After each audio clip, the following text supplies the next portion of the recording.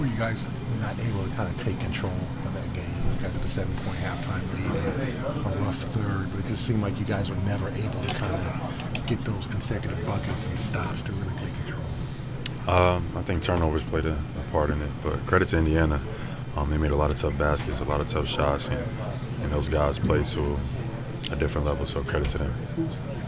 What was kind of the root of the turnovers? Was it their pressure? Do you feel like you guys were just kind of a little off in your rhythm and everything? They definitely play at a pace that's a lot faster than the rest of the teams play.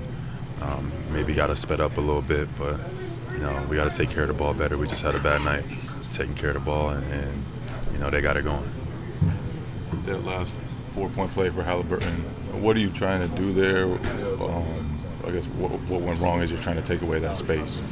Yeah, I mean, we know they never set screens. I think Buddy Hill was coming off. That's who I was guarding, so I know I'm staying with him.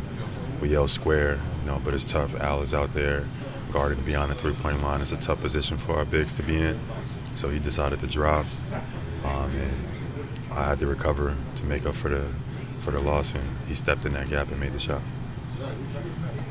So you thought you weren't going to be switching that initially? Definitely not supposed to switch that. Okay. Unless you set the screen, but there's no screen. You never kind of just stay square with the ball. Did they make any adjustments to change things up in the second half? No, not really. They played maybe a little bit faster than they did in the first half, but not really. I thought we had a lot of good looks. We missed a lot of open shots, and I think that was the game. Can you put your finger on the issues in the third quarter? Yeah, I mean, they put a lot of pressure on us, and that group, we just couldn't get organized. We had some turnovers, some bad shots that turned into fast break transition points for them, and we got caught up in the rat race, and we should have just settled down a little bit, and we didn't in that third quarter, and I think that was the game. They made it pretty clear this is kind of like a big deal for them, for the Pacers, this tournament. Did you kind of sense that urgency and kind of the feel? Oh yeah, for sure. We knew that they were coming with a great punch, and they still came out. Credit to them, they played well. Congrats to them for moving on. It's unfortunate for us. We're not going to Vegas, but I guess we'll have to settle for the encore in Boston. Speaking of another level, Nesmith, the guy, do you take pride in, seeing what he was doing out there, but also how much was he bringing tonight? Yeah, Aaron, definitely a product of his environment. He's a workaholic, plays extremely hard, sacrifices his body, and he was for sure a big reason why they got the win tonight. So shout out to Lil Bro.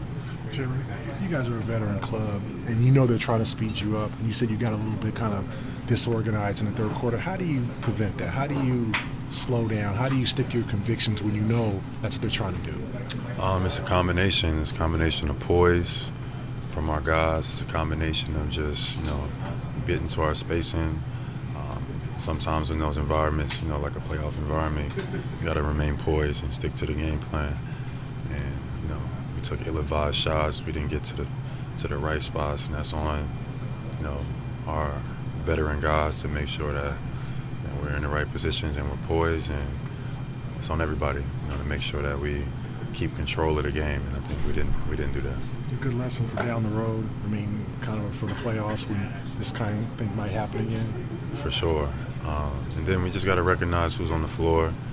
I think all together we can all be better, from us who's on the floor, coaching staff, just to be alert at certain moments, like what's the group and what can we get to, what's it good, because certain groups play with different styles, and just be aware of that. Presented by your New England Ford dealers. Built for America. Built Ford proud.